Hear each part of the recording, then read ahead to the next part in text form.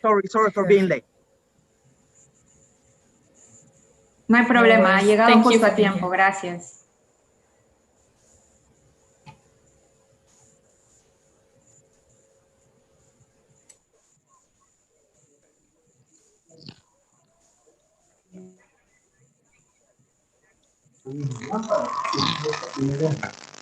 Por favor, pongan en mute sus micrófonos, todos pongan en mute sus micrófonos, por favor, salvo cuando hablen.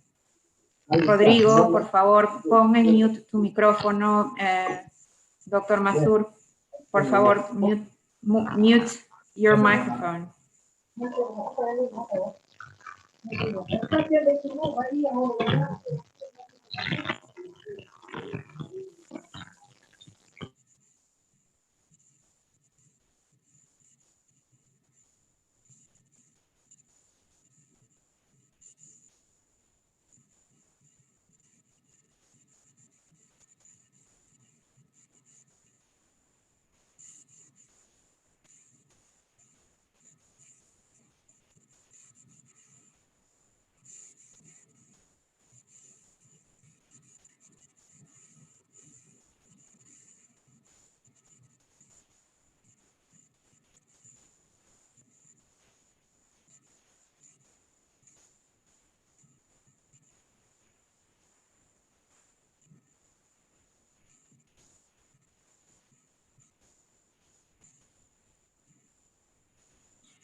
Welcome everybody, and thank you all of the audience around the world for participating in this session. Congratulations to the GLF team for organizing such an important event and to the GIZ team to lead the design of this session. A quick announcement that there is simultaneous translation in English, Spanish, and French available. And for that, you will need to download an app, Interaction.io. I think somebody is posting it on the chat at the moment. And you have to enter the event code. In this session, we will switch between Spanish and English. My name is Adriana Vidal, Senior Forest Policy Officer at IUCN, and I am delighted to moderate this dialogue. Let me start with some brief remarks to frame the topic. The Global Biodiversity Outlook 5 recently confirmed the extent of which none of the Aichi biodiversity targets have been completely achieved. The urgency of acting upon the current climate and biodiversity crisis has been never so extreme. Looking forward, there are key things to learn and priorities to change in order to successfully achieve the next set of goals and targets, currently under development under the post-2020 biodiversity framework. Financing mechanisms will be needed for investment in biodiversity in the same way that mainstream finance drives the rest of the economy. Promising trends towards sustainable finance, impact investment, and responsible consumption and production must be scaled up and expanded, so they go from niche activities to make a transformational impact. Financial institutions are showing a growing commitment for the conservation and sustainable use of biodiversity, such as the latest Finance for Biodiversity pledge announced by 26 financial institutions during the Biodiversity Summit at the UN General Assembly in September. Financial institutions are also starting to integrate biodiversity aspects into their products by taking greater account of biodiversity criteria in investment decisions and lending. In addition, they are also starting to specifically promote companies that operate in biodiversity-friendly manners and offer investment products with a positive impact on biodiversity. The COVID-19 crisis radically changed the setting for mainstreaming biodiversity into the finance sector. There is a risk that the challenges faced by economies and societies as they recover from COVID-19 will lead to reduced attention and spending towards biodiversity. However, there is also a worldwide call for transforming our societies and economies through green recovery. And there are positive examples of governments that are committed to building forward better. With a One Health approach, COVID-19 has brought attention to the linkages between biodiversity, health, and human well-being. For a sustainable recovery, it is crucial to mainstream biodiversity into the financial sector and to link COVID-19 response measures to financial incentives for a biodiversity sustainable future. The objective of this session is to discuss promising trends in sustainable finance that promotes biodiversity and to reflect on ways of strengthening finance. We will focus on how we can integrate these measures into the recovery plans from COVID-19. For this, we have an excellent group of panelists representing the government, investors, banks, indigenous peoples, and civil society. We organize them into two groups with different discussion topics. The first group will cover green recovery strategies and policies, while the second group will focus on approaches, experiences, and instruments of sustainable finance. A quick run through the session format. The first group of panelists will have two quick moderated question rounds. Then the second group of panelists will address a specific question related to the sector they represent. To make this as interactive as possible, there will be a couple of Slido or online questions to the audience in between these two groups of panelists. Afterwards, we have planned time to answer questions from the audience. Please feel welcome to post all of your questions at any time in the question and answers function of the WUBA platform. Participants can see which are the most popular topics for this session. Now, let me introduce you to the first group of panelists. We have the pleasure of having Ms. Monique Akulo, Senior Internal Monitoring and Evaluation Officer at the National Environment Management Authority in Uganda. Mr. Humberto Delgado Rosa, Director for Natural Capital at the Directorate General for Environment of the European Commission. Dr. Mathur, Chairman at the National Biodiversity Authority, India. And Mr. Gabriel Quijandría Acosta, Vice Minister for Strategic Development of Natural Resources at the Ministry of Environment in Peru. So let's start with a discussion. Let me ask all of the panelists, to this group of panelists, this question. Let's say that you are sitting here in this session with your colleagues from the Finance Ministry and the Office of the President or Prime Minister. What is the pitch you would deliver about the urgency of biodiversity mainstreaming in the financial sector? We will start with Mrs. Akulo. Please, over to you. Thank you very much, Ms. Adriana Vidal. And I would like to thank the Global Landscape Forum for inviting me to this wonderful global forum. The question is very interesting. And I think I would pitch it with, we have competing priorities of government, and we focus more on service delivery. And then that leads to economic development, but also risk environmental degradation in the short and long term. And the current focus for Uganda, for instance, is infrastructure development. And we know infrastructure development will lead to access to markets, increase services delivery, provide opportunities for value addition of agriculture production, and hence improving livelihood and leading to wealth creation and possible sustainable development of natural resources. And so, Mr. Prime Minister, I would request that we ensure that we prioritize biodiversity, because without our biodiversity being conserved, will lead a loss of a lot of financial money, but also leading to loss of economic development and slowing down our goals to improving livelihoods. Thank you very much. Thank you, Mrs. Aculo. Now let's ask Mr. Delgado from his perspective at the European Union.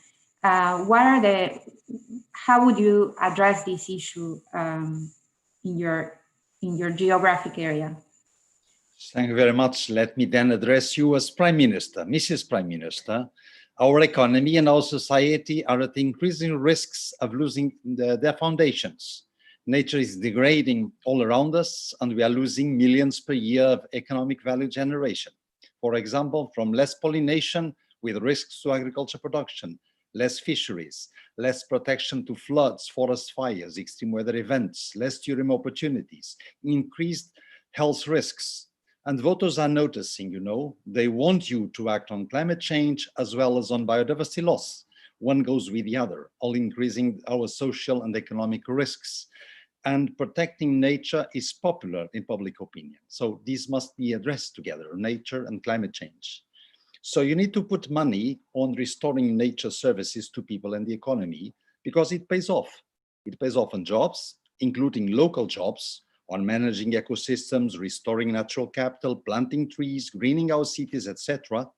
Economic opportunities for innovative businesses on alternative approaches to food, to fiber, recreation, to greening the cities. And it also pays off in terms of recovery from the COVID crisis, not only building our resilience, but also shielding us from further and worse pandemics that have a nature in our mismanagement of nature. So some will come to you and tell you that giving more space to nature will hurt their sectors, their business, their economy. They are wrong. And many of them are based on unsustainable activities and running against the wall anyway. They don't even know how to measure their impacts and dependencies on nature. And actually, solutions are coming from nature also for business, nature-based solutions. So in some, we need to invest also in developing further natural capital accounting approaches, ways to account and measure the relationships between benefits from nature and the economy at all levels, business, financial institutions, country level, and taking that into account in decision-making. To end up in Europe, this is pretty much the message of the European Green Deal we have on the table. Thank you, and back to you.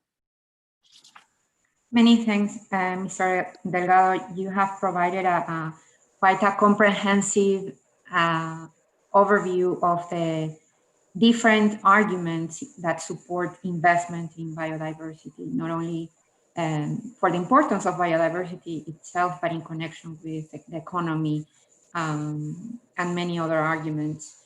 Now let me switch to Dr. Mathur. Dr. Mathur, we're very interested in listening from the perspective from a country like India, which is very vast, very big, with so much biodiversity and natural resources.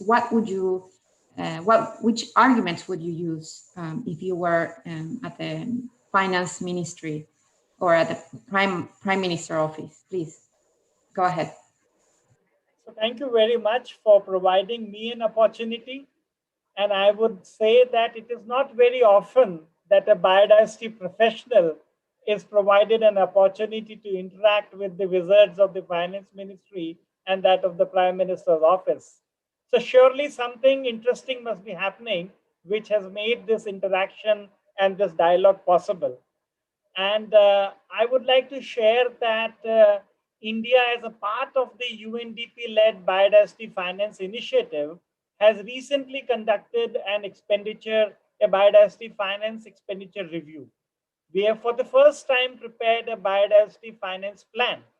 So we are now in a position to know that how much the country is spending on biodiversity conservation, what is our requirement, and more importantly, what is the gap in funding. So we now have a much better idea, and we have done these calculations, and a whopping figure of about 6.5 billion US dollar annually is what we need as a funding gap. So now this gap cannot be met by the Ministry of Environment Forest alone. And that is where we want to reach out to the Finance Ministry and to the officials, because the Sustainable Development Goals, these goals cannot be met if we do not invest in biodiversity conservation. So that is the first point I want to make, that we need to move towards biodiversity friendly or positive infrastructure. And secondly, I want to draw an attention to a very interesting report, to the knowledge of our guys from the Finance Ministry, that this report is called as Bankrolling Extinction Report. And very interestingly, it is saying that the 50 top banks of the world, these banks are giving capital amounting to something like 2.6 trillion US dollars, which is being used for activities which go against biodiversity conservation, which go against forestry, which go against agriculture. So see, this is where we need to have a wake-up call. And I would like to urge our colleagues that when it comes to reforming the financial institutions, we need to see that in which direction our banks are moving. Because if they continue to fund disaster, then obviously we will be in a very bad shape. And that is where we need to urge that at the top level of political leadership, we need to look at how these investments are made, and the perverse subsidies in agriculture, which are causing a huge amount of damage to nature conservation. See, these figures are something like 450 billion US dollar annually. So these are whopping figures, and we need to have a change in mindset and a change in direction, and which is what this interaction is likely to lead to. So that would be my plea at this point of time, that we need to look at the direction in which the financial institutions are moving. We need to look at the public finance, because public finance is the one which provides the maximum amount of money to all the federal ministries.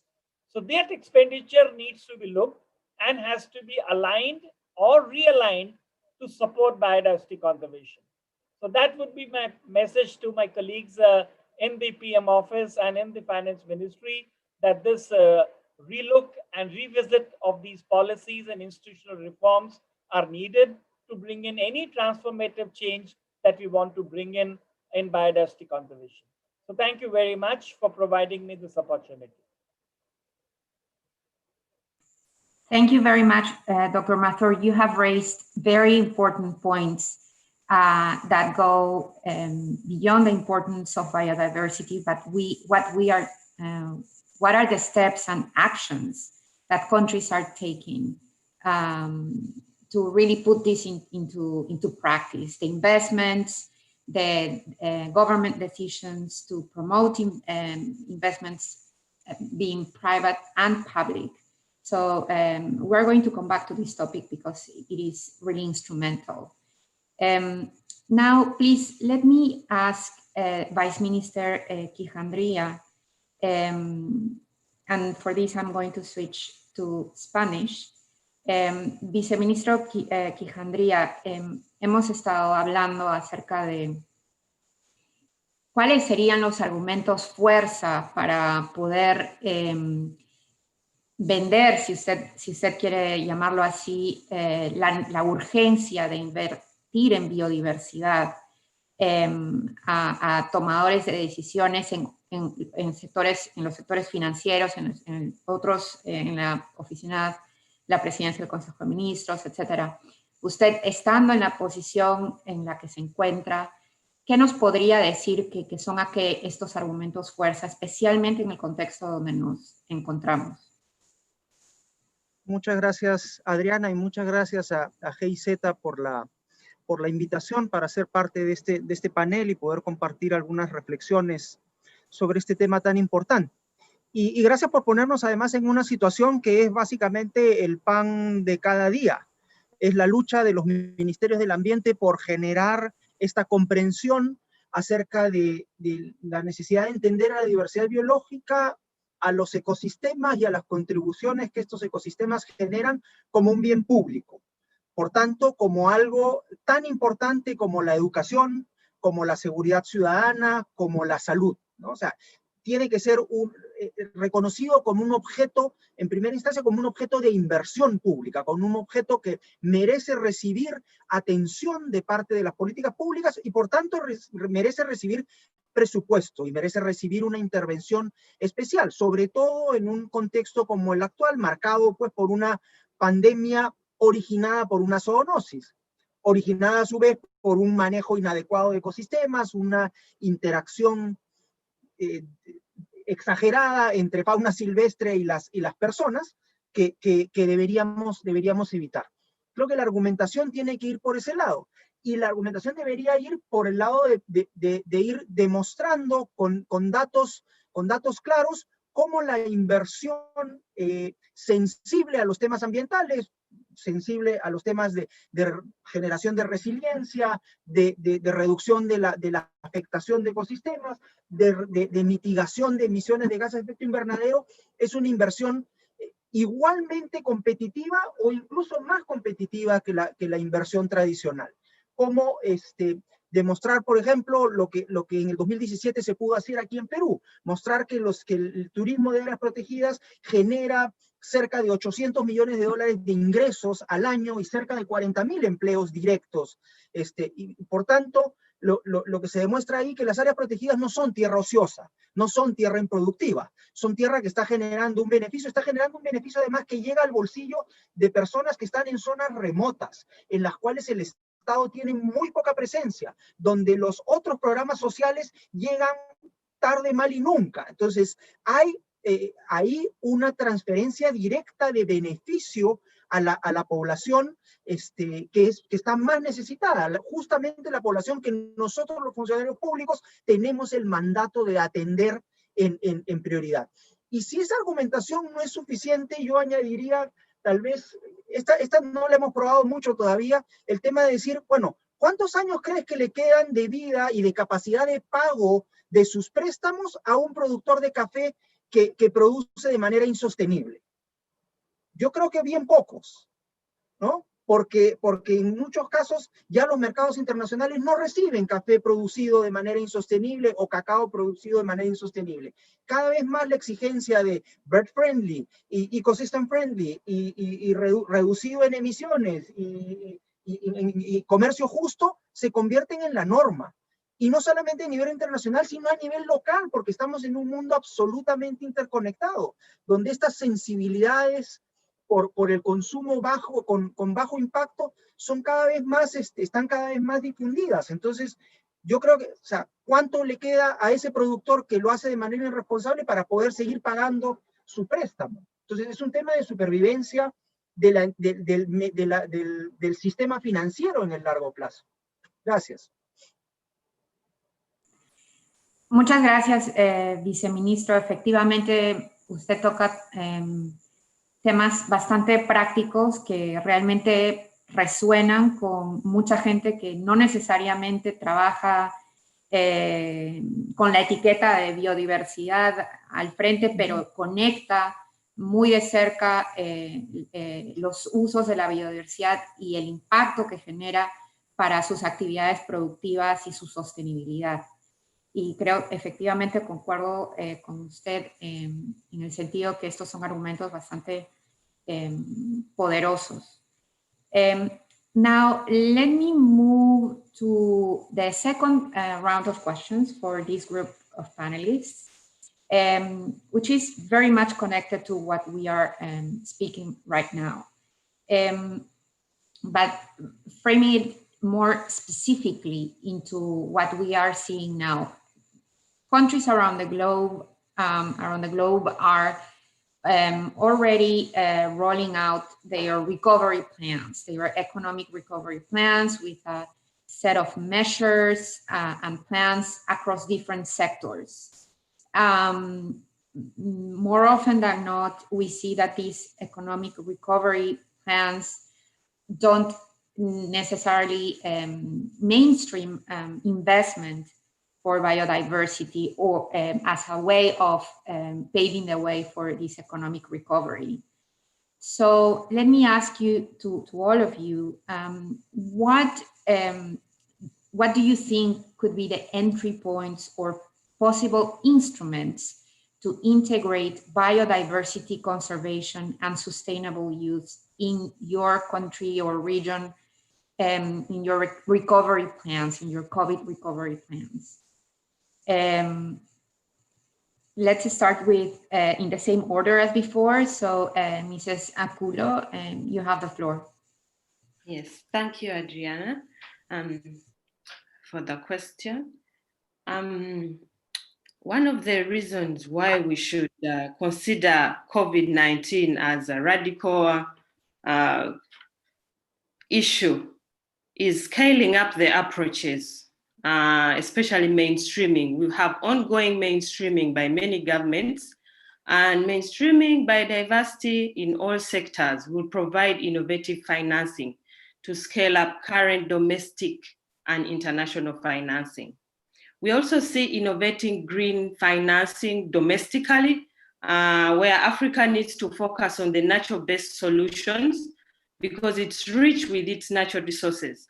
And we see diverse biodiversity in Eastern and South Sub-Saharan region, rich with a lot of biodiversity, and hence the need to have mechanisms like payment for ecosystem services, scaling up utilization of trust funds, which are all over the continent. And then also we have the stewardship among individuals that needs to be supported. We also need to support ecological fiscal transfers to support local governments and cities in resource mobilization. But we also see that there is a strong need to have stakeholder engagement, which is continuous communication, especially with the private sector support-led initiatives, such as the joint partnership ventures, the 3Ps, the public-private partnerships. This will work well, especially in the tourism sector and the agriculture sector and the health sector, to address the issues that we see now that COVID has brought out. And then also it will provide basic sanitation services, clean water for the communities. And then the audience also, we need to dialogue with groups of people like the IPLCs who are very vulnerable to COVID now. And then the media that will help us communicate this continuously to make people aware about it, the farmers, local leaders, all this will support the shift of financing towards biodiversity-friendly approaches for the future so that we have everybody inclusive and leave no one behind. And then finally, the governance. Governance is what crowns it all in handling COVID and post-COVID.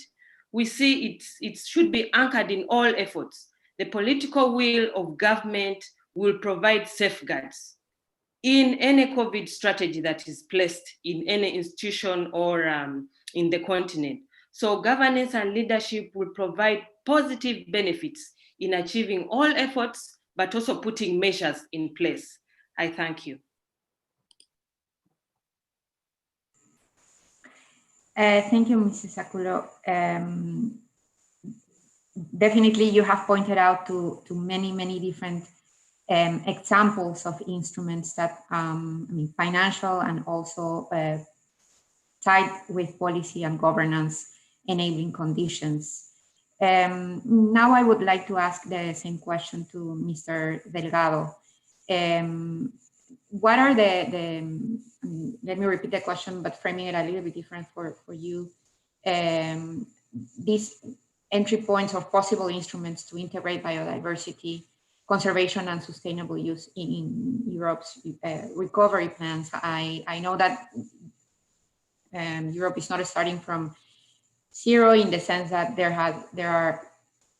have been existent instruments already ongoing before the pandemic. So how would be what would be the continuation, I guess, of these efforts for the future? Thank you, Adriana, for the question. Let me start by first an intro comment, which is We have now in the EU approved the EU biodiversity strategy for 2030, which actually I think is a really ambitious strategy that I'm pleased to have seen come out.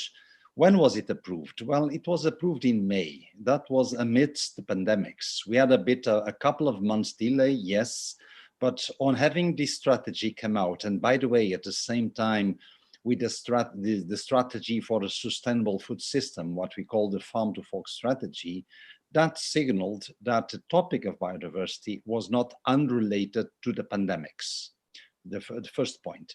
And people have gained in Europe more perception that actually these pandemics, as other zoonotic diseases in the past, came from mismanagement of nature, from us as humans encroaching into ecosystems, reducing wildlife to a point that diseases that should not reach us are getting to us.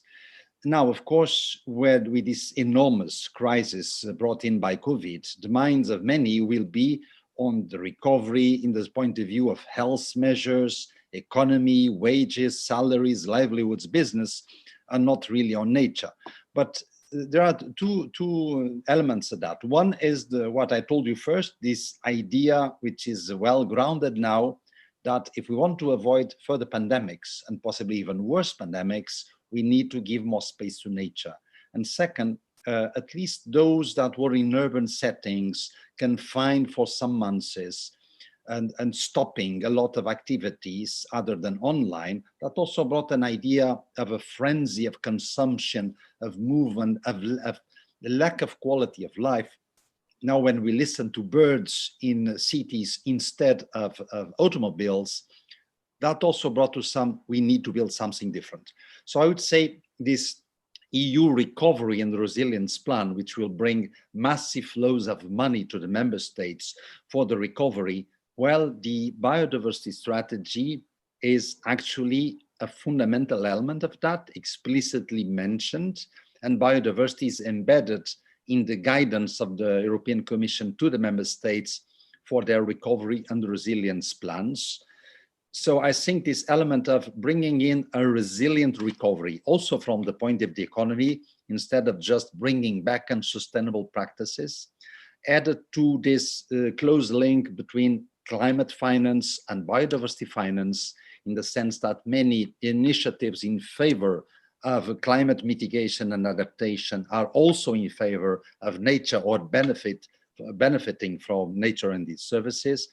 Plus, finally, this idea of the economic opportunities that I've already referred, that the green recovery can bring local jobs in organic farming, agroecological approaches, green infrastructure, including in cities, rewetting wetlands, planting trees, restoring free-flowing rivers, bringing nature-based solutions to buildings, the managing better protected areas. All this derives from the biodiversity strategy, and there's a real sense of economy and jobs also. And finally, maybe not less important, we do have provisions on do no harm within the Green Deal. So we will be watchdogs as European Commission, so that the projects coming from recovery will not bring damage to the environment, biodiversity included. So I am, let's say, relatively confident that this will also benefit nature and biodiversity. Many thanks, Mr. Delgado. It is very interesting to hear that, as you mentioned, such an ambitious plan for public investment in solutions that definitely will benefit will create jobs, but also are in direct relation with nature, green infrastructure, and nature-based solutions, as you mentioned earlier. So now let me ask Dr. Mathur the same question, but we are very interested in hearing from your perspective, Dr. Mathur, regarding the entry points or possible instruments that could be used to integrate biodiversity into India's recovery plans. I would begin by saying that the year 2020 is a year of double whammy. And why I say that is that when we came back from our Christmas and New Year vacations in early January, already there were reports that economy is slowing down and the year-on-year growth rates are going to be less, and some even predicted they are going to be negative. So that itself was a bad news. And then as we moved along, came the COVID. And with this COVID, the intensity of actions increased, and the entire country of ours went under very severe lockdown. So lockdown meant lack of business, lack of opportunities. So the economy got further beating, if I can say that. And we were in a very, very bad situation. And now, globally and India included, the story of economic recovery packages started. Everybody started talking of economic stimulus, and so did India. And there were countries like Brazil and South Africa which started making these economic stimulus package to what we call it as the kick-starting of economy. The economy which had come to a grinding halt had to start. So we in India also prepared our plans, and we looked at our public finance scheme. And that is where I want to share with the audience today that we have an employment guarantee scheme which provides employment and livelihood to a large number of our rural population. And what COVID did, there was a reverse migration. People from cities, from towns, from urban areas started moving back to the villages.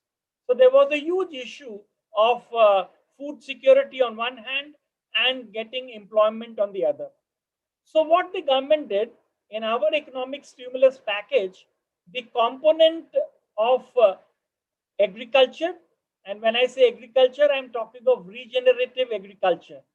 I'm talking of forestry leading to plantation of medicinal plants, which have economic value. So what we did, we started tweaking our big scheme and increased their allocations. And these allocations did two things. They provided employment to people.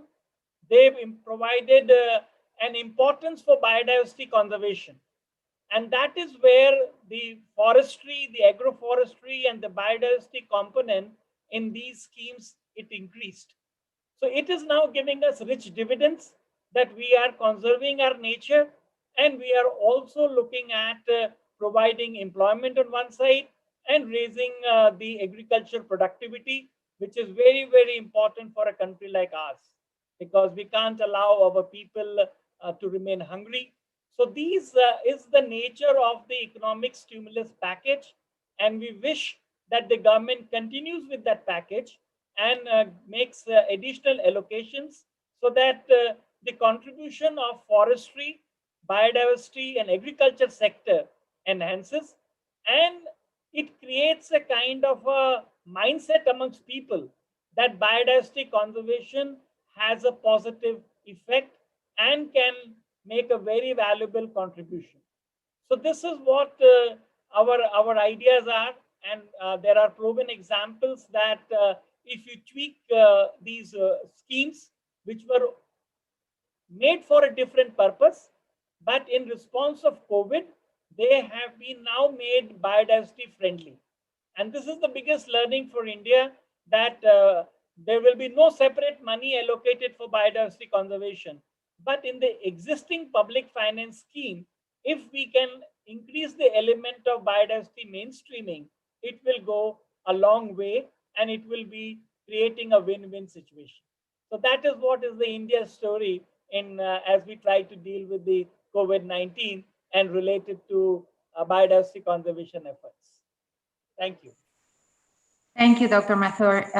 Very interested indeed to hear from this change of I mean, not change of a strategy, but mainstreaming biodiversity in the existing solutions. And it is also interesting to hear that productive activities that represent a huge part of the economic sector, such as agriculture, are have a different take now that with biodiversity mainstream. So thank you for sharing that. Ahora quisiera darle la palabra al viceministro Quijandría para que pueda, por favor, compartir la información que viene de Perú respecto de este tema. Por favor, adelante. Muchas gracias, Adriana, por la palabra nuevamente. Y voy a tomar parte de lo que estaba señalando Humberto en sus dos presentaciones, ¿no? En sus dos intervenciones previas, ¿no? Este problema del COVID nos ha puesto claramente frente a esta realidad de darnos cuenta de que no le hemos dejado suficiente espacio a la naturaleza para poder realizar sus actividades, poder llevar adelante sus procesos, y hemos ocupado todo el espacio, ¿no? Y cómo necesitamos poder replantear nuestra mirada en la naturaleza, dejar de considerarla un rival, dejar de considerarla algo que tenemos que someter y convertirla en parte del paquete de soluciones para cerrar brechas de desarrollo, para cerrar o para resolver problemas ambientales que nosotros mismos hemos generado a partir de esta relación disfuncional que hemos tenido con la naturaleza. Y creo que, poder desplegar esto que se llaman ahora las soluciones basadas en la naturaleza, o el enfoque, digamos, de soluciones basadas en la naturaleza, es la apuesta verdadera y la apuesta sostenible en el largo plazo. ¿Cómo estructuramos eso? A través de poder incluir esta mirada o este enfoque de soluciones basadas en la naturaleza en varios aspectos, cosas que se estaban discutiendo, por ejemplo, un poco antes de que nos llegara la pandemia, ¿no? En el caso peruano, por ejemplo, el Plan Nacional de Competitividad, ¿no? Y de promoción de la competitividad, donde habíamos logrado incluir algunos temas importantes vinculados, por ejemplo, a la emisión de bonos verdes para financiar intervenciones o temas en la agenda ambiental, el impulso de la utilización, por ejemplo, de instrumentos como las obras por impuestos, orientadas, por ejemplo, que han sido muy exitosas, por ejemplo, para construir escuelas, para construir costas de salud, pero orientarlas, por ejemplo, a recuperación de ecosistemas en la zona altoandina, por ejemplo, que tienen un impacto muy directo en calidad y cantidad de agua, sobre todo en un ámbito que está afectado, pues, por el retroceso rápido de glaciares en los últimos años, ¿no? Como efecto del cambio climático. Entonces, ¿cómo hacemos para lograr que esto que ya estaba planteado y puesto por escrito, pero que no se estaba moviendo a la velocidad necesaria, pueda agarrar una nueva dinámica, ¿no? O sea, pueda convertirse, ahora que estamos teniendo posibilidad de salir de la caja y de pensar cosas,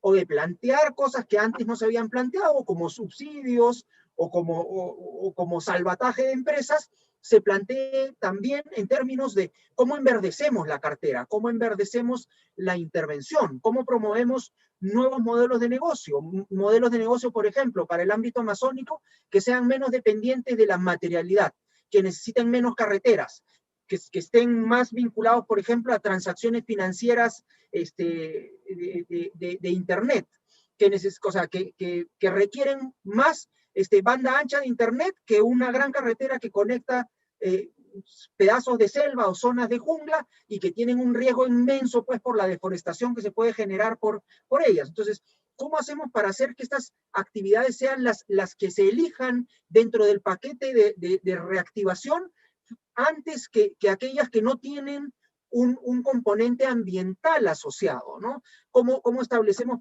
fideicomisos, por ejemplo, específicos para la gestión de áreas protegidas, o para la promoción y el financiamiento de actividades que, por ejemplo, están siendo ya buscadas por el sector privado, pero que tienen todavía un nivel de riesgo alto, porque está uno explorando tierra poco conocida, ¿no? Necesita trabajo con comunidades, por ejemplo, con comunidades locales. Entonces, ¿cómo hacemos nosotros desde el Estado para entrar también y cofinanciar esas intervenciones, cosa que asumamos parte de ese riesgo que se requiere para que el sector privado entre de manera fuerte, ¿no? Y logremos además, creo que dar el siguiente paso de lo que señalaba Humberto, porque yo creo que las finanzas con apellido, las finanzas de diversidad biológica y las finanzas climáticas no alcanzan. Lo que yo necesito es transversalizar esa mirada en todos los flujos financieros para que realmente la tendencia cambie. Muchas gracias. Muchas gracias, viceministro. Usted nos recuerda que la innovación es un elemento crítico para poder modificar las inversiones tradicionales que se conocen. La promoción de la protección de la biodiversidad no solamente se resume a áreas protegidas, por ejemplo, sino va a lo largo de los sectores, a través de los sectores económicos. Eso es algo interesante que se tiene que tener en cuenta. I would like to take a pause on the round of questions to get the pulse of the audience's views. For this, as mentioned before, we will use the Slido tool. Please go to your browsers and open slido.com and enter the code that hopefully you all see on your screens. And once you enter the code or scan the QR code, you will be able to see the couple of questions that we have ready for you. So the first question, if you all already accessed the Slido survey, is this.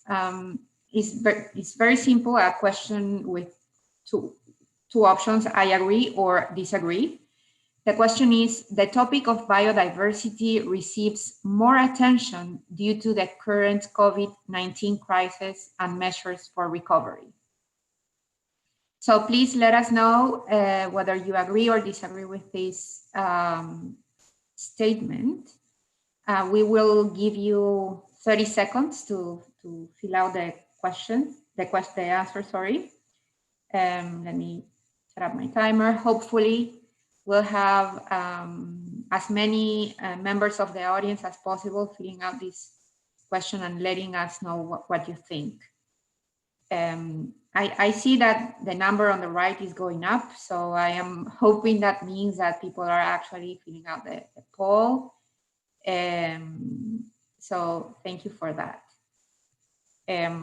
Actually, this question is pretty relevant because in our fields, we all understand the importance of biodiversity, of addressing biodiversity, the biodiversity crisis, especially in this context. But it is interesting to see what do you think is happening out there in the world, in the wider world, in other sectors and so on. We are reaching the 60-second timer. So if the team can show us the results. All right. I see that most people agree with this statement. I think it's very hopeful to hear that you in your fields of work, in your sectors, whatever you are working from, I assume it's a very wide mix of academia, economic sector, government, and even people from civil society. They see that biodiversity receives higher attention. And I'm sure that everybody has a role to play in this transformation. So let's go to the second question, please. The second question is, what are the main barriers for mainstreaming biodiversity in the financial sector? For this question, you are free to type any word you want, any word you think of. Try to type one word, maximum a couple of words, because what we are going to see afterwards is a word cloud with the words or the ideas that people have put more frequently or have mentioned more frequently in your answers. So let me start the timer again. I know that there is a little bit of a delay. Okay, let's start now. Again, the question is, what are the main barriers for mainstreaming biodiversity in the financial sector? And by the way, we are referring to both public finance and private finance. So based on your experience, knowledge, impressions, what do you think those main barriers are? Oh, great. So I wasn't sure whether we were able to see the word cloud as people were answering, but I'm happy to see that this is working this way. I see a huge, the biggest word is mindset. And as answers come up, let's see how it changes. Politics, uncertainty. I assume uncertainty in investments. Right. I'm also assuming that policies and politics refer to, well, it could refer to two different things, actually. Perverse incentives, that is actually one of the things our panelists were discussing about the importance of looking at current subsidies and programs and really transforming the perspectives for a more biodiversity-friendly investment. Yes, a panelist rightfully says it's the same in different regions. All right, so what can we do to change this mindset? What can we do to change the politics from our own corner? That is a question that I leave to all of you. All right, let's close the poll for now. Thank you very much for participating. Now, let's move on to the second part of the event. Here we will discuss approaches, experiences, and instruments to scale up finance and incentives for investment on biodiversity. A quick introduction of our panelists. First, we have Mr. Rodrigo de la Cruz, Technical Advisor to the Indigenous Forum of AIBA Yala and International Indigenous Forum on Biodiversity, representing indigenous peoples within the process of the Convention on Biological Diversity. Then we have Mrs. Maureen Erasmus, advisor and non-executive director on several boards in the financial services sector. Mr. Sascha Müller-Krenner, executive director of the NGO Environmental Action, Germany. And Mr. Hugo Bergel, Program Development Manager of Sustainable Food at IVOS, which is a development organization with global operations and headquarters in the Netherlands. Many thanks to our panelists for joining us today. So, comencemos con Rodrigo. Rodrigo, una de las conclusiones del Global Landscapes Forum realizado en Luxemburgo en 2019, y esta referencia es bastante específica porque ese evento se enfocó en finanzas, fue que existe una tendencia hacia los productos financieros que fomentan la protección y uso sostenible de la biodiversidad, que buscan contribuir con los objetivos de desarrollo sostenible. ¿Qué opinión merece esta tendencia a los pueblos indígenas y cuáles son sus expectativas para el futuro? Por favor, Rodrigo.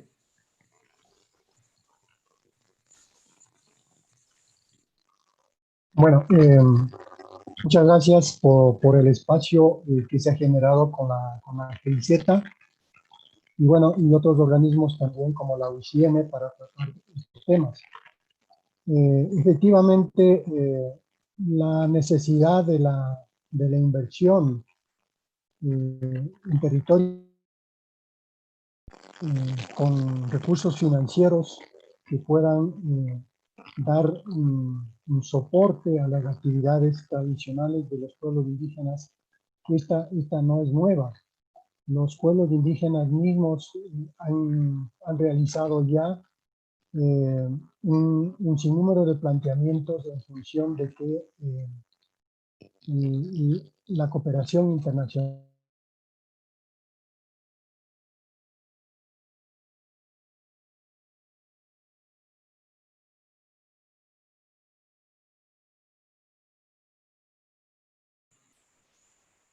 I don't know if it's just me, but Rodrigo. Se encuentran realizando.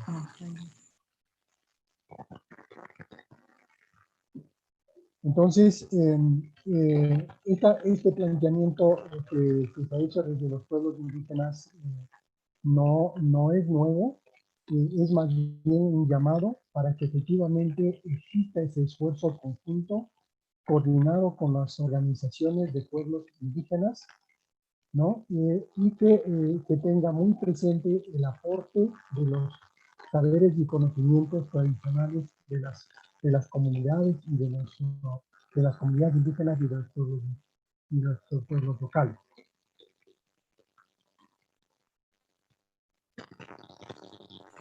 Muchas gracias, Rodrigo, por la respuesta. Es, como tú dices, esencial poner a pueblos indígenas en el centro de estas soluciones y estas inversiones. Now, let me please switch to Hugo. Hugo, EVOS has long-term experience with blended finance funds for sustainable food systems through the EVOS Triodos Fund.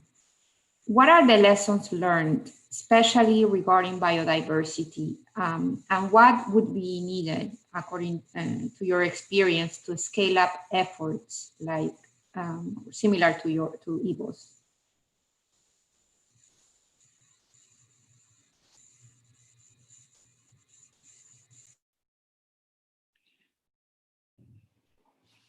Thank you so much for your question, and we highly appreciate the opportunity to contribute to this session to attract more funding and finance for biodiversity.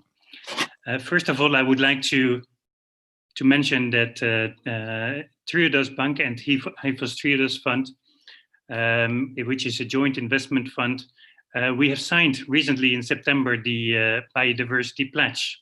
And as such, we are very keen and happy to be here and to be present here. Regarding the lessons learned, I would like to mention three important lessons. The first one being that the EVOS Triodos Fund is a fund which already exists more than 25 years. And we started 25 years with a small fund of 10 million euros. And over the past 25 years, it has grown to a fund of over €1 billion. So, and how we managed to reach this size is through a combination of blended finance. And so the second important lesson is that through blended finance, we can bring investments in small, medium-scale enterprises to what we call higher risk areas. And higher risk areas, that is important. It can be either in riskier environments. Imagine an impact investor in West Africa, Mali, versus Europe. So if you want to bring capital to and investments in biodiversity in higher risk areas, through blended finance, you can reduce the risk of capital.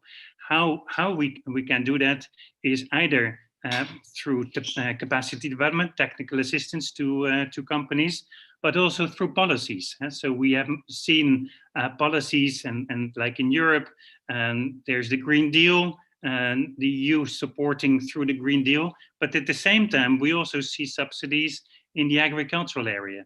And so, and by creating a level playing field, we can support the emergence of a private sector that favors biodiversity.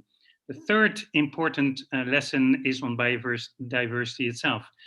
Over the past 25 years, we have seen and we have developed a viable investment fund, investing in small and medium-scale enterprises that source from organic agriculture through agroecological approaches, and as such, creating more diversity, both in the field, but also on the plate.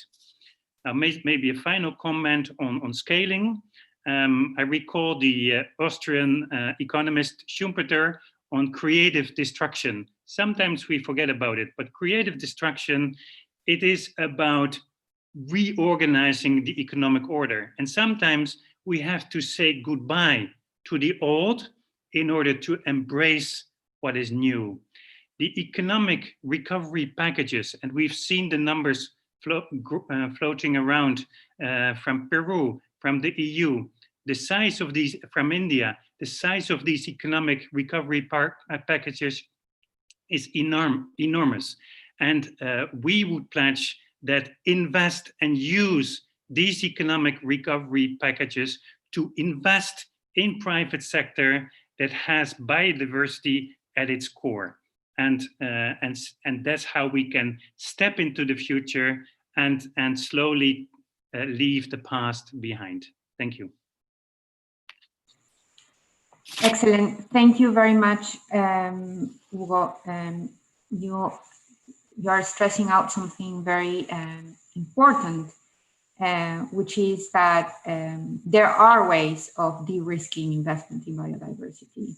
And there are collaborative approaches and other instruments that are available and are ready to be utilized in these new perspectives, new change that we need to bring about in the world. Thank you. Now, let me move to Maureen and to Maureen's question.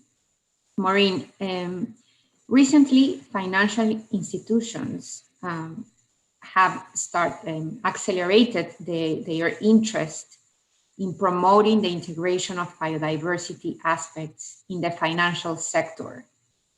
What do you think is their motivation for this trend to engage in biodiversity issues and the biodiversity agenda? Well, thank you very much, Adriana, and good evening, good afternoon, and welcome everyone. I thought it was fascinating before I respond to look at the word cloud, and we saw a number of things that aren't particularly complimentary of financial institutions and some with justification. But as I go through this, I will talk a bit about mindset.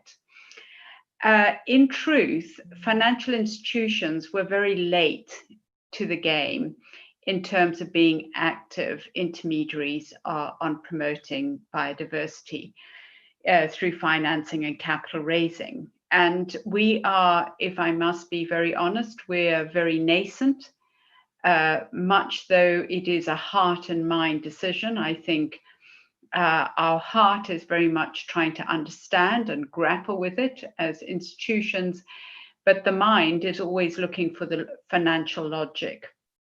However, this is changing, and it's changing very rapidly. And it's changing not only through what is coming out in the Act, but through luminaries who are institutionally agnostic.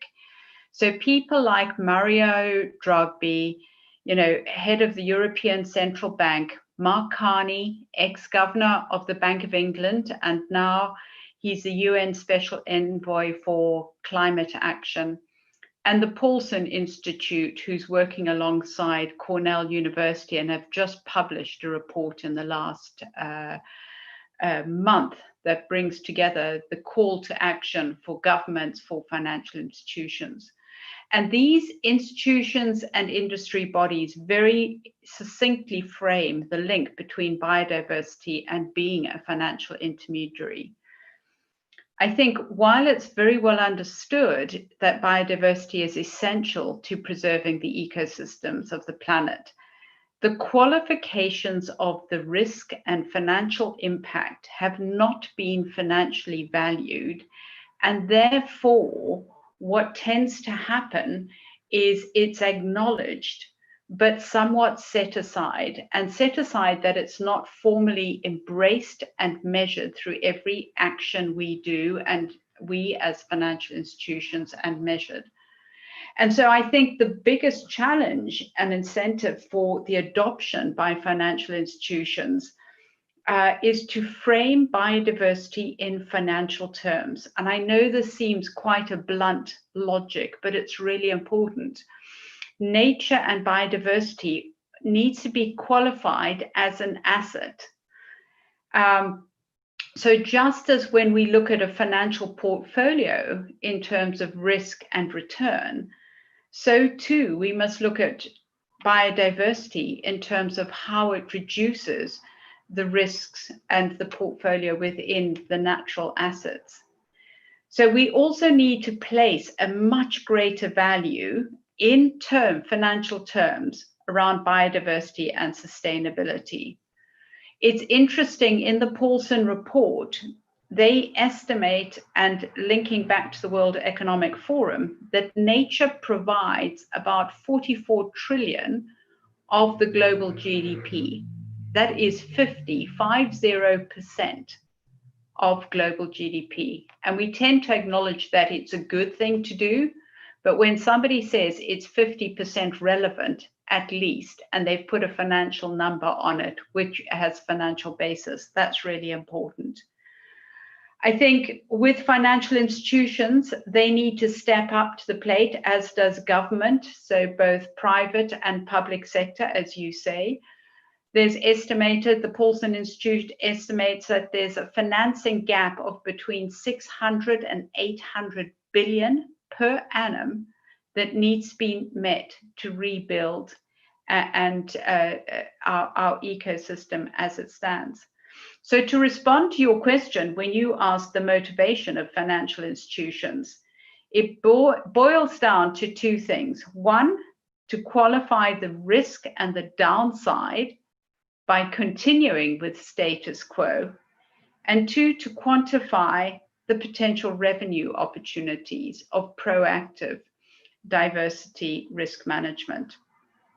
And I think it comes through in terms of the incentive will come through from at least 4 perspectives. First of all, I think regulators will build in a number of aspects of what we have to think about in terms of financing, what we need to look at in terms of both the clients that we provide financing to and as well as the products.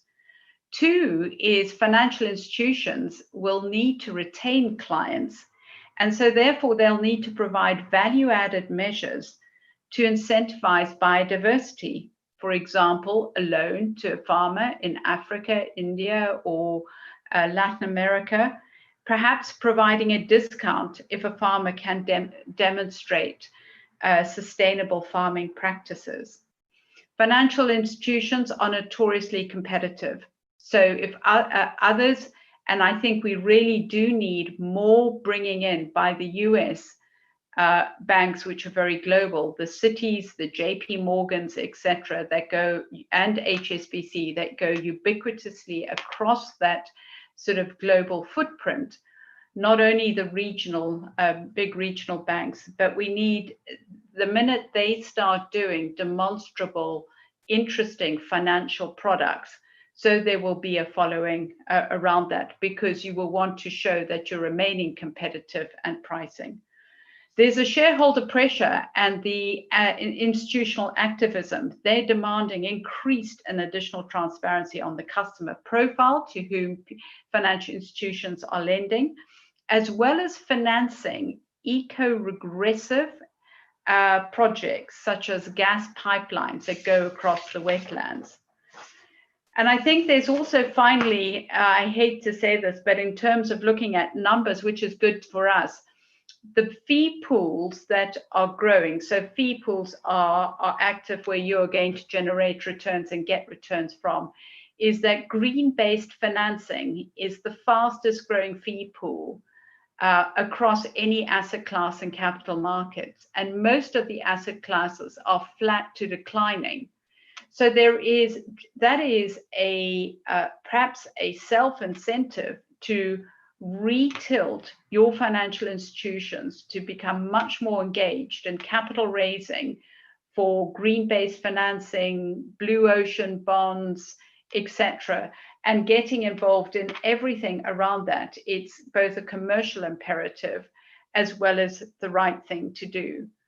So I would also like to just close and say that biodiversity and sustainable financing should be ubiquitous across all finance and become very much mainstream, to which one of your speakers did allude to in our earlier session. So I think in terms of, you know, their motivation will be multiple fold. It'll be, some of it will be pressure from regulators, competitors, etc. But I think it needs to be much more mainstream. And if we can empirically, unfortunately, financial institutions are quite blunt instruments. They want to see numbers, fact-based logic.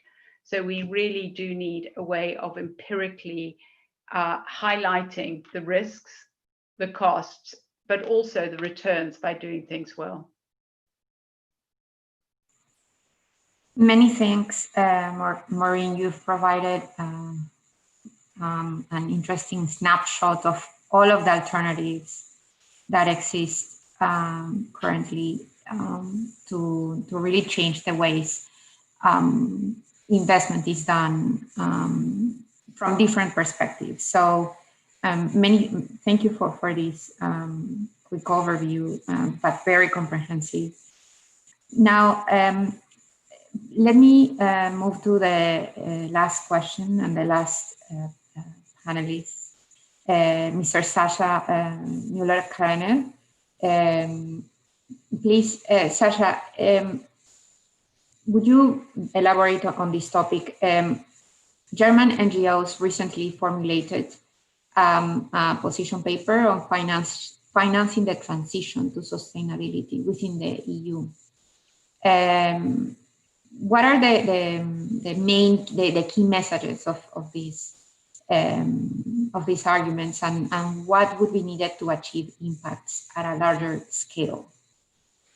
Well, thank you very much, Adriana, and thanks also for the organizers, including GIZ, for having me here at this actually really timely event. And the term large scale is exactly what we're talking about. And as Mr. Delgado Rosa also already said, is the EU has put a lot of money on the table to get out of the COVID-19 crisis economically stronger than before, and has the ambition, at least in theory, to use the EU Green Deal as the blueprint to do that. And the Green Deal is a programmatic document that covers a lot of ground, including the EU biodiversity strategy. And in theory, I think that's a great plan. Now, the money we're talking about is a lot of money. We're talking about the EU multi-annual framework, so the 5-year budget, that is more than €1 trillion. We are talking about an EU recovery package. This is another 700 billion plus. We're talking about national recovery packages that are sometimes co-funded by the EU package. So that gets us far beyond 2 billion. And then we are obviously talking about the money that is being leveraged by those investments in the private sector, investments that companies that are backed up during that crisis are taking. So we're talking about a lot of money, and this money can only be spent once, which is why it has to be spent right. And let me just line out some of the principles that we would like to see applied. So when the ambition really is that the Green Deal is the blueprint for those investments, and it should be, and that would also reflect the commitments the EU has undertaken within the Paris Agreement, within the CBD, in the context of the Sustainable Development Goals, then we need the following things. The first is we really need specific, quantifiable and measurable targets for dedicated climate and biodiversity funding. And what we have put on the table is that we want to see at least 30% of the investments dedicated to climate change, including adaptation. And a lot of adaptation, as you know, goes through ecosystems, ecosystem-based adaptation, talking about Europe's coasts, Europe's agriculture, Europe's mountainous areas, and at least 10% for biodiversity proper, for nature conservation. So this is the first thing. We need those quantifiable targets. And the second thing is, and Mr. Delgado Rosa already mentioned that, we also need the do no harm principle, because we're not only talking about those 40%, we also are talking about the rest. And the investments in climate and biodiversity, they make no sense when we invest the rest of the money in the wrong investments that harm biodiversity. So what does the do no harm principle mean in practice? For example, it means no harmful environment, no harmful subsidies, no subsidies in the harmful agricultural systems that we have, industrial agriculture that destroys our landscapes, industrial fisheries that destroys our marine spaces, etc., etc. And we probably also need a negative list of projects, a list of projects that cannot be funded in the future. And thirdly, what we need is we need a monitoring system, that this doesn't only remain paper commitments. And there in the EU, we have the taxonomy criteria. Over the last years, we had an expert group that has developed a taxonomy for financial investments.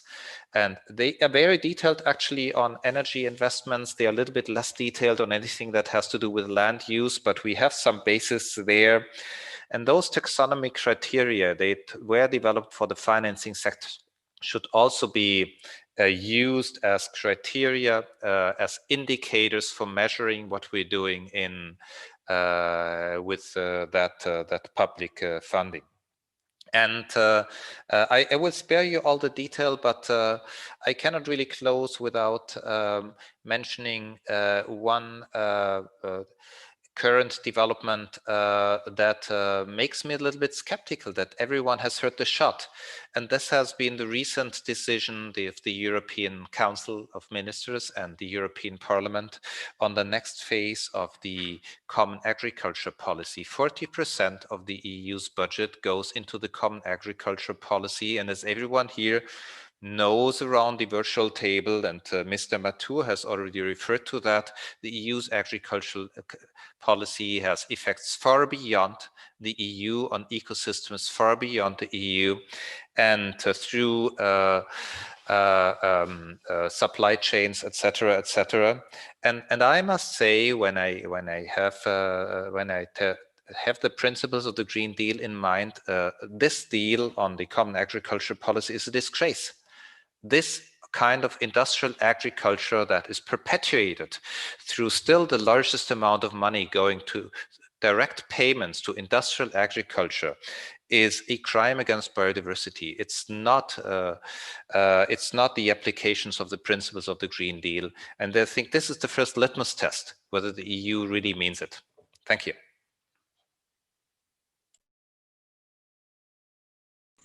Thank you very much, Sasha.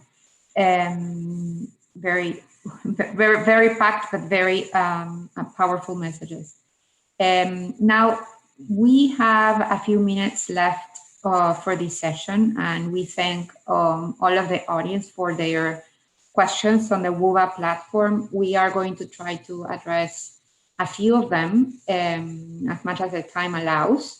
But for the unanswered questions, there will be a team of people addressing them on the chat box later on. So let me start with a question for Ms. Maculo. There is an interest in hearing from the context in Africa, in the sense that that it seems that there is some sort of limitation regarding budgetary appropriations financing to tackle environmental challenges, and instead a good amount of finance flows come from international cooperation. Would you explain what, in the context of your country at least, what is the situation, and just provide a little bit of context, if you will. Thank you. In very, very short answers, if you can. All right. Sorry. Thank you very much for your question. In the context of Uganda, yes, we know we have a lot of money coming from development agencies, but of late, government is trying to have domestic financing of its budgets, and we have increase in the tax base, which is going to support more of domestic financing. And of course, ODA that comes in is just to address the emerging issues that government can not address immediately, but in the long term. So many of the projects that are currently being implemented are being implemented from domestic financing. Thank you. Thank you, Ms. Sakulo. Ahora quisiera hacer una pregunta a Rodrigo, por favor, si puede comenzar la traducción. La pregunta es acerca del rol de los pueblos indígenas en el diseño de los instrumentos financieros que sean respetuosos a la biodiversidad. ¿Cuál es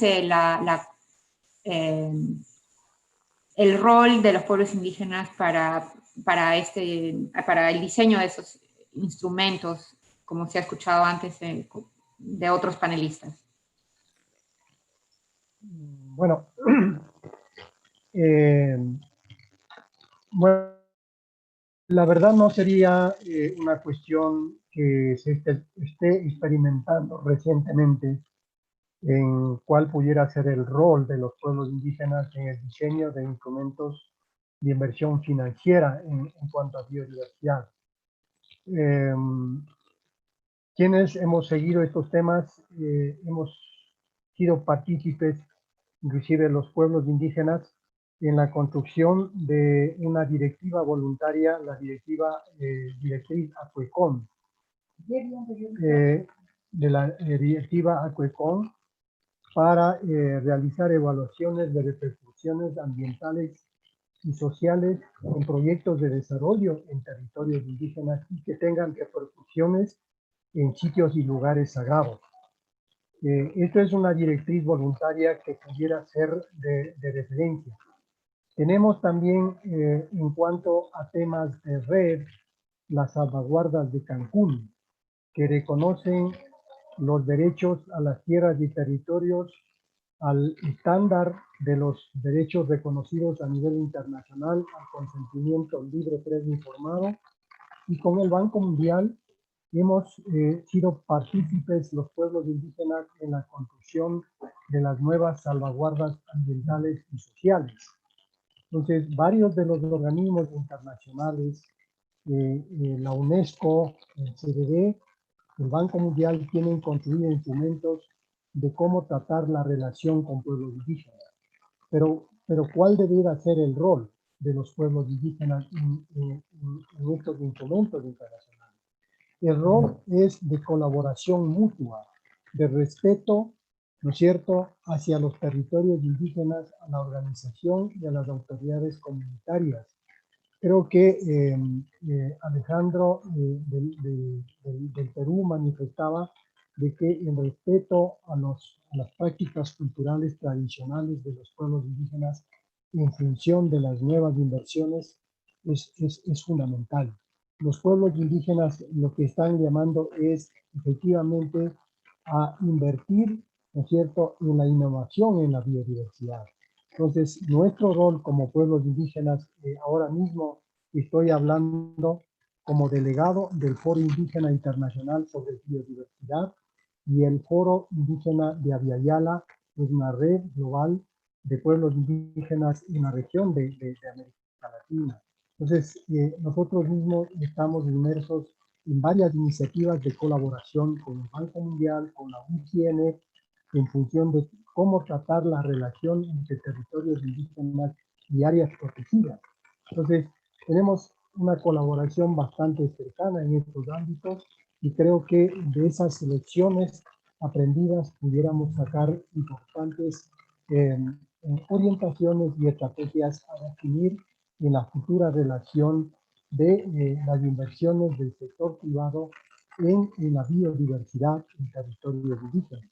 Un aspecto que me parece importante, los territorios indígenas concentran alrededor del 70% de la biodiversidad terrestre. Entonces, estos son estudios claramente que demuestran de que los recursos de la biodiversidad están en los territorios indígenas. Y los territorios indígenas ofrecen oportunidades de bienes y servicios. Y creo que la inversión financiera debe buscar entrar en los territorios indígenas. ¿Y cómo entrar? Es a través de una relación, ¿no es cierto?, con parámetros culturalmente apropiados. Están dentro del marco del protocolo de Nagoya, por ejemplo, estableciéndose, desarrollándose protocolos comunitarios de cómo tratar el tema de la relación con los conocimientos tradicionales para el acceso a los recursos genéticos. Entonces, hay varias directrices y orientaciones al respecto que están sobre la mesa y construyéndose de manera conjunta con los pueblos indígenas. Entonces, nosotros llamamos a hacer un esfuerzo conjunto, ¿no es cierto?, paritario, en una relación de diálogo de saberes para los objetivos comunes en cuanto a conservación de la biodiversidad y uso sostenible de estos recursos en función de cumplir con los objetivos de desarrollo sostenible. Muchas gracias. Ok, muchísimas gracias, Rodrigo, por esa explicación. Ahora, let's move very quickly, actually a question that could be addressed by Dr. Mathur and Viceministro Quijandría. The question is, very specifically, what is the current, the biggest financial incentive for the protection of natural ecosystems? In the case of Peru, for instance, the rainforests and the natural ecosystems in India. So let's start with Dr. Mathur. What is the biggest financial incentive that currently exists to protect natural ecosystems? Survival of self is what I would say. See, the current COVID crisis has made it very clear that if we continue to mess up with the environment, with the nature, it will have its severe backlash. Today we are talking of COVID-19, but what is the guarantee that there will be no COVID-20, 21, 22, and so on? So see, this is the biggest learning for all, that if we continue to mess up with nature, if we continue to deplete our natural capital, it will have severe backlash. And that is something as a kind of what should I say, a trade-off is now coming up, that these investments are necessary. And as we heard, I again repeat the report that financial institutions are lending their money, which goes to harm biodiversity.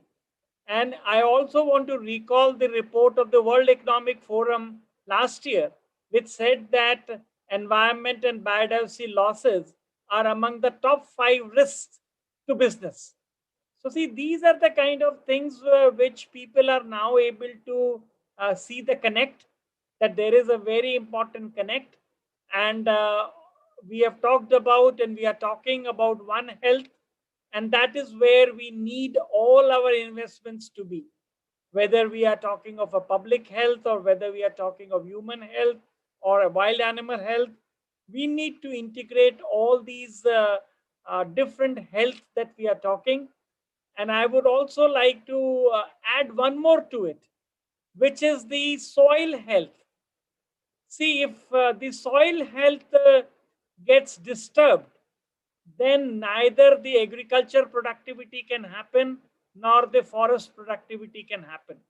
So see, these are the learnings of 2020, that we need to take a holistic view, and we need to work out our mechanisms, and we need to find out and tweak our existing financial schemes, and especially I would say the public sector. See, the private sector can also help, but the scope of private sector is far limited than what the public finance is there. And especially in developing countries, it is the government which has to see that how their policies can be aligned for supporting and securing conservation. I'll stop here and thank you very much for giving this opportunity one more time. Thank you, Dr. Bathor. Viceministro Quijandría, en un minuto, que de otro modo nos cortan. Adelante. Muchas gracias, Adriana. Yo creo, y vuelvo a un tema que había tocado en una participación anterior, creo que el tema de innovación y de nuevos modelos de negocio es lo que está permitiendo tener negocios que son más inmunes a la situación que se ha generado por el COVID, por ejemplo.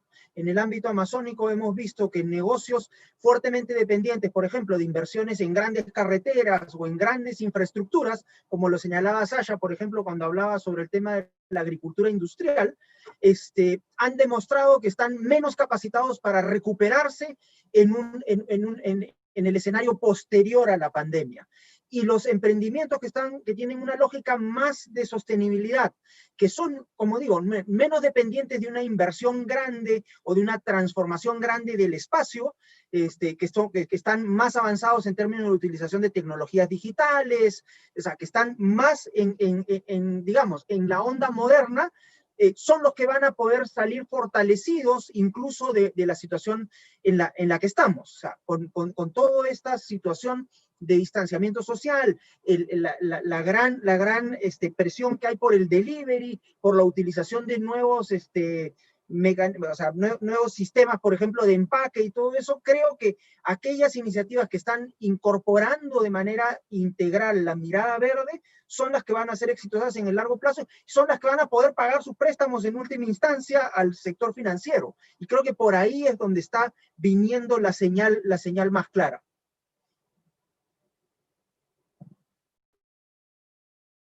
Excelente, muchísimas gracias, viceministro. GLF has granted us 5 more minutes or less, but I don't want to risk it. I apologize to the private sector panelists because there are questions for you, but unfortunately time is up, so we have to leave them for the chat box, and of course you're more than welcome to address these questions later on. I just wanted to share with the audience because I think that there has been a lot of important things said in this session. Just wanted to share a few key messages as we wrap up. First, investing in biodiversity means to invest into a sustainable future, into a public good important as important as education or health. Economic development relies on biodiversity and ecosystem services. Sustainable production will turn into the norm. Second, we need adequate governance structures and leadership for integration of biodiversity. Avoiding pandemics in the future need to give more space to nature. The principle of do not harm or do no harm should be applied in recovery and stimulus programs. We have to rethink subsidies, employment schemes, and infrastructure in favor of nature. Third, indigenous people should be included in decision-making on investment and the design of development funds because of their traditional knowledge on biodiversity. Give priority to invest related to future biodiversity within recovery programs. And finally, the finance sector was late in realizing the importance of biodiversity. Financial impacts and risks are still not well captured. Biodiversity must be valued as an asset and should be framed included in the financial world. Qualify the risks of biodiversity loss and quantify the returns by evaluating biodiversity. A monitoring system is needed, and one last comment, I think, coming from the questions is that the EU Common Agricultural Policy critically needs to align with these principles of protecting biodiversity. So again, with this, I wrap up the session. Thank you very much again to all of the panelists for such an interesting insights from your experience and knowledge. We hope that this session was useful for all of the participants. It was certainly really useful for me. So let's continue on this work, and hopefully we will see One Health, One Future materializing in the near-term future. Goodbye.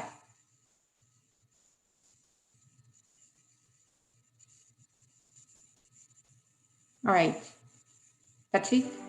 Di lembah Gunung Mutis, di dekat Gunung Batu Bonleu dan Nainman, hiduplah suku yang memiliki tradisi berburu. Mereka bukan berburu rusa atau berburu babi hutan. Mereka adalah pemburu madu lebah hutan. Pemburu madu pantang memiliki hati yang serakah. Hanya dengan tradisi hati yang suci itu, izin berburu madu di hutan Mutis diberikan. Inilah rahasia pemburu madu Mutis.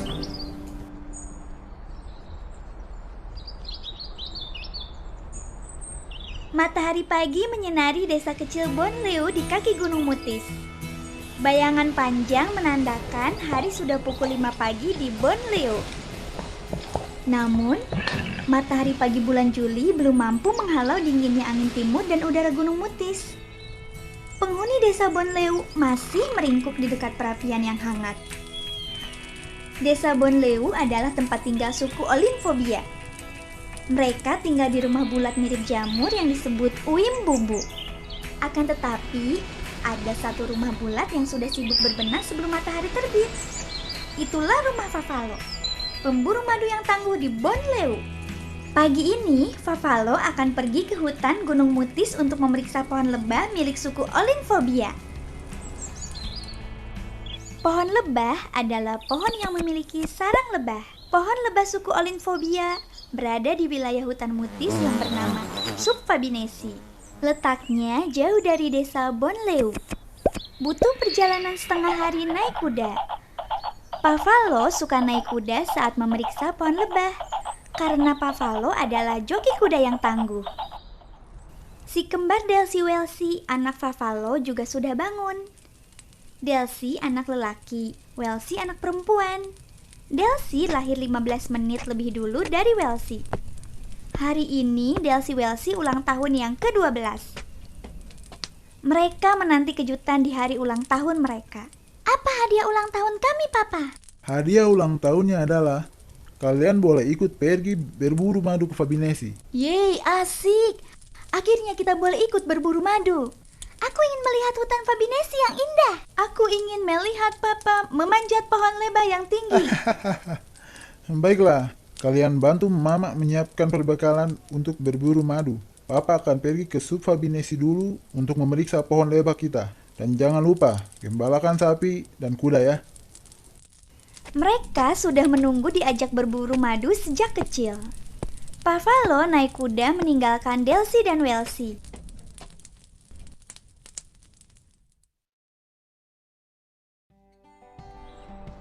Setiap tahun, di bulan Juni, kegirangan menyelimuti desa Bonleu. Bulan yang ditunggu-tunggu karena pohon kayu putih di Gunung Mutis berbunga. Lebah madu hilir mudik mengumpulkan nektar. Nektar itu disimpan di sarang lebah. Lebah kemudian mengubahnya menjadi madu. Lebah suka bersarang di dahan-dahan pohon ampupu tertentu di hutan Mutis. Suku Olinphobia percaya lebah bersarang di pohon ampupu atas undangan Yang Maha Kuasa. Yang Maha Kuasa mengundang lebah jika suku Olinphobia tidak serakah dan mencintai hutan Mutis. Suku Olinphobia tidak boleh sembarangan memotong sarang lebah madu. Mereka harus melakukan upacara untuk Yang Maha Kuasa yang dipimpin Bapak Tobe. Bapak Tobe adalah pemimpin pemburu madu. Selain minta izin pada Yang Maha Kuasa, Bapak Tobe juga bertugas menentukan hari yang tepat untuk berburu. Tidak ada yang berani melanggar perintah Bapak Tobe. Jika tidak menurut nasihat Bapak Tobe, suku Olinphobia dapat tertimpa bencana. Suku Olinphobia berkumpul untuk mendengar laporan Favalo dan petunjuk Bapak Tobe. Delsi Welsi juga diajak Favalo. Apakah kalian sudah melihat tetesan madu di semak-semak bawah pohon lebah toh? Sudah Bapak Tobe. Banyak sekali tetesan madu di semak pohon. Berarti madu sudah siap dipanen. Besok kita berangkat berburu madu. Kita melakukan upacara neketi malam ini. Saya akan siapkan tobe untuk persembahan panen madu kita. Upacara naketi dilakukan karena suku Olinphobia percaya hutan Gunung Mutis adalah tanah suci. Karena dianggap sebagai sumber kehidupan yang menyediakan makanan, air, obat, kayu cendana yang harum, dan madu yang manis. Oleh karena itu, pemburu madu harus berhati bersih saat berburu madu di hutan Mutis. Mereka tidak boleh berhutang kesalahan terhadap orang lain.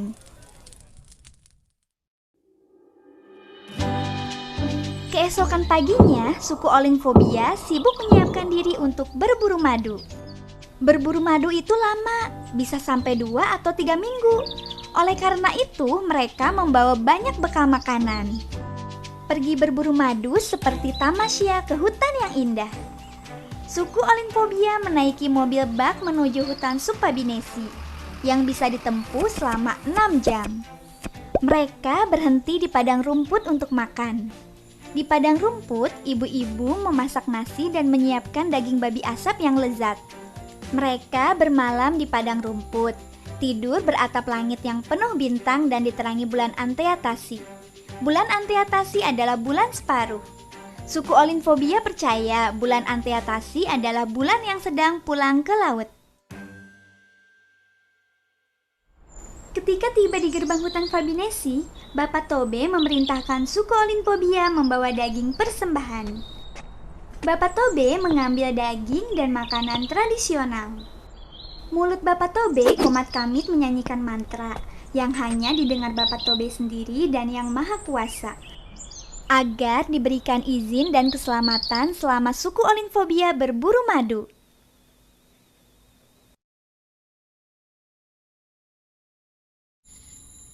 Di malam hari, Pak Falo menaiki pohon untuk memotong sarang lebah yang penuh madu dengan menggunakan tangga bambu setinggi 40 meter yang dibuat oleh para pemburu, sehingga lebah tidak menyadari kehadiran pemburu madu.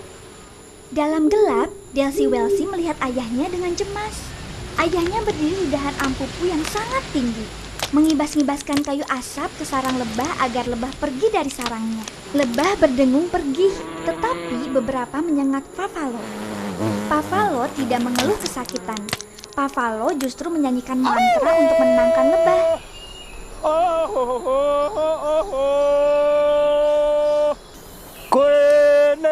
Delsi dan semua orang yang di bawah pohon ikut menyanyikan mantra agar Pak Falo selamat dan lebah tidak marah.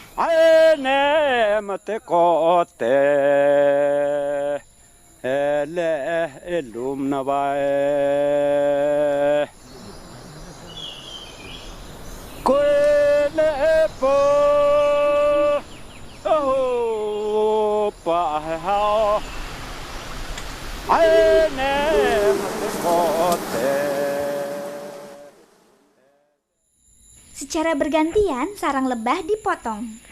Sarang lebah yang penuh madu ditaruh di ember dan diturunkan dengan tali. Perburuan madu baru berhenti ketika fajar mulai merekah. 2 minggu kemudian, perburuan madu di hutan Fabinesi selesai. Pak Falo dan pemburu lainnya berhasil memanen madu banyak sekali. Berkat lebah madu di hutan Mutis, Delsi dapat makan keladi bersiram madu. Suku Olinphobia dapat menikmati kopi panas dan madu saat sore hari yang dingin.